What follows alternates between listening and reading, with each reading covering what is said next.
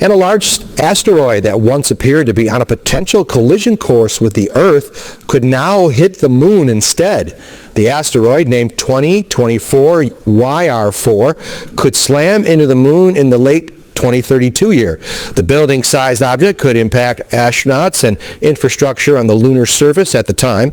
Researchers are studying the possible effects and looking into potential mitigation efforts. The moon could be hit by an asteroid that initially appeared to be on a potential collision course with Earth. While new data suggests the planet is cleared from impact, but there are risks to satellites and future space missions if it strikes the moon.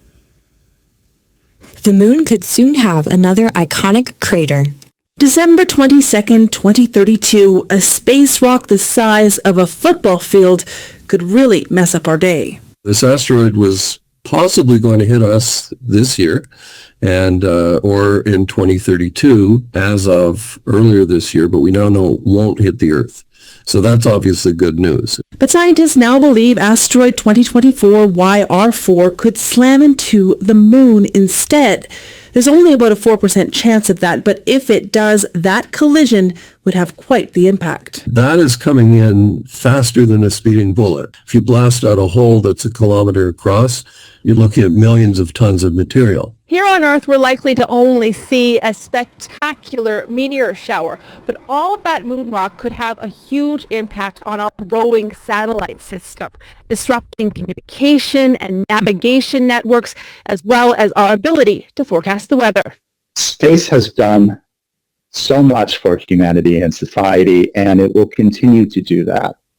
However, just like any other system, we need to have sufficient backups. Because a rare asteroid moon crash isn't the only potential threat. Solar storms, satellite-on-satellite collisions, or a military attack can take out vital space infrastructure too. If we get too reliant on space, and if we have other opportunities to do things, but we say, you know what, if we could do it from space, let's just do it from space, then we are setting ourselves up to be actually vulnerable to a wide range of issues. This particular threat won't be visible to us again until 2028, when scientists believe they'll be able to determine whether a direct hit to the moon will occur.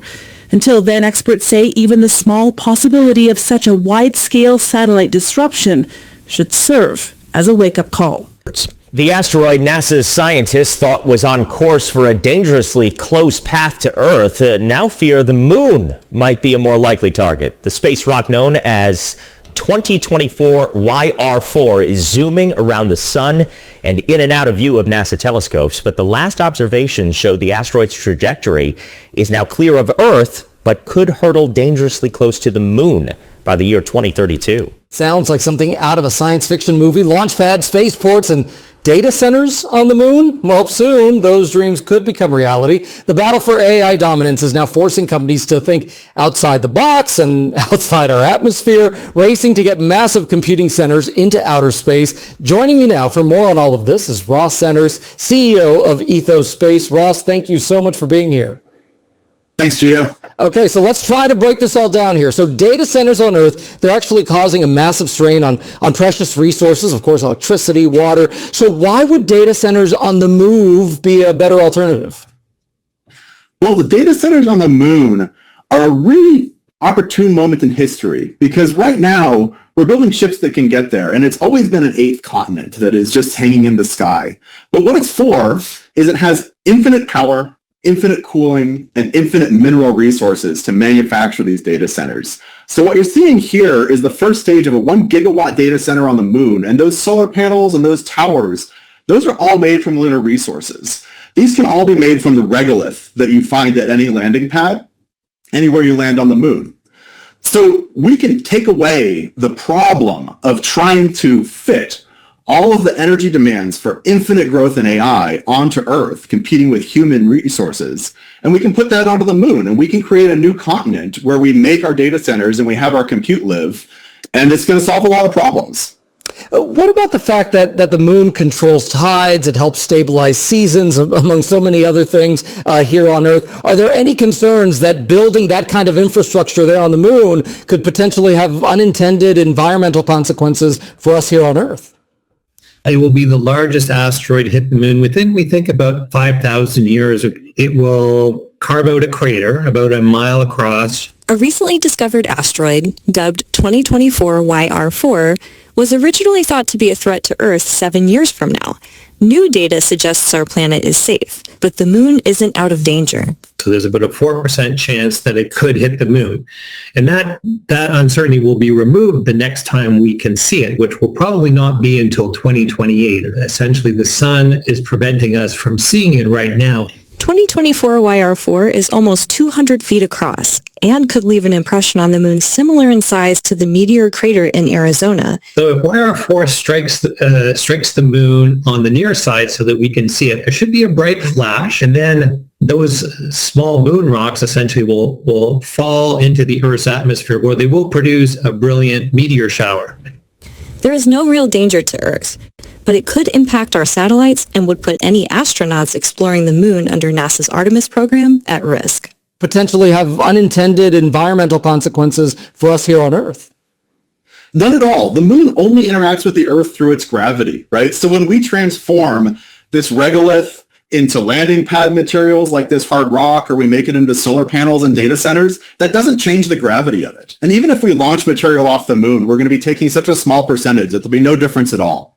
What about this major question that, who owns the moon, right? The Outer Space Treaty of 1967 says that no nation can own the moon. So could this lead to a conflict if companies start claiming lunar real estate? I mean, I can imagine quite the legal battle, an interstellar legal battle might happen.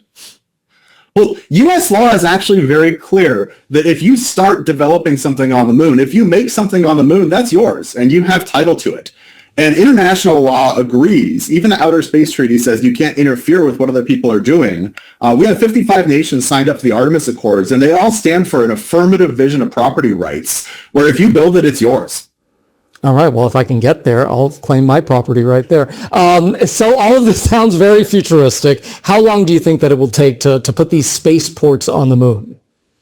This is happening very quickly, right? The United States and China are locked in a new space race, and China is hitting all of its goals on time. There are going to be Chinese astronauts on the moon before 2030, and the United States is bound to keep up. So we're going to be building a spaceport on the moon by the end of this decade, and very quickly after that, we're going to be able to create solar cells and cooling panels and be able to host very scalable data structures right there on the moon early next decade. All right, Ross Centers, the CEO of Ethos Space, a fascinating conversation.